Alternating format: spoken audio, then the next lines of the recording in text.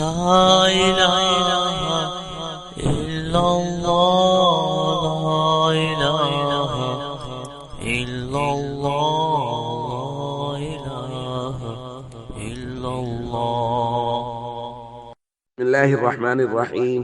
عن أبي سعيد رضي الله تعالى عنه قال قال رسول الله صلى الله تعالى عليه وسلم إن من أمن الناس علي في صحبته وماله أبا بكر. الحدیث رواہ البخاری. نبی کریم صلی اللہ علیہ وسلم نے ارشاد فرمایا، مجھ پر سب سے زیادہ احسانات اپنی صحبت کے اعتبار سے اور اپنے مال کے اعتبار سے وہ ابو بکر کے ہیں رضی اللہ تعالی عنہ. دوستو، سیدنا صدیق اکبر رضی اللہ تعالیٰ عنہ بالغ مردوں میں سے سب سے پہلے ایمان لائے، اور اس کے بعد نبی پاک صلی اللہ علیہ وسلم کا اتنا بھرپور ساتھ دیا کہ حضور خود فرما رہے ہیں کہ صحبت اور مال کے اعتبار سے سب سے زیادہ احسانات ابو بکر کے ہیں رضی اللہ تعالیٰ عنہ. اور ہجرت کا سفر نبی کریم صلی اللہ علیہ وسلم کے ساتھ کیا، اور محبت کا یہ انداز دیکھیے کہ ایک مرتبہ نبی کریم صلی اللہ علیہ وسلم کو غار میں حضرت ابو بکر رضی اللہ تعالیٰ عنہ نے دودھ پیش کیا، تو حضرت ابو بکر فرماتے ہیں حضور نے پیا، میں نے درخواست کیا رسول اللہ اور پیجئے، مزید پیجئے.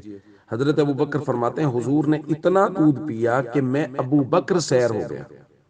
یہ محبت جب ہوتی ہے نا، یہ ہوتی ہے کہ جب دو جسم اور ایک جان ہو، کہ دودھ حضور پی رہے ہیں اور سیر ابو بکر ہو رہے ہیں رضی اللہ تعالیٰ عنہ. اور پھر اس کے بعد حضور علیہ الصلوۃ والسلام نے بشارتیں دی. حضور نے فرمایا انت صاحبی فی الغار وانت صاحبی علی الحوض. ابو بکر آپ غار میں بھی میرے ساتھی ہیں اور آپ حوض کوثر پہ بھی میرے ساتھی ہوں گے.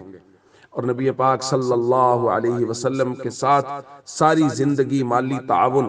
اور ایک مرتبہ حضور نے صدقہ کرنے کا حکم دیا جب غزوہ تبوک کے موقع پر، تو حضرت ابو بکر رضی اللہ تعالیٰ عنہ جب لے کے آئے تو حضور نے پوچھا ما ابقیت لأہلک، ابو بکر گھر والوں کے لیے کیا چھوڑ آئے ہیں؟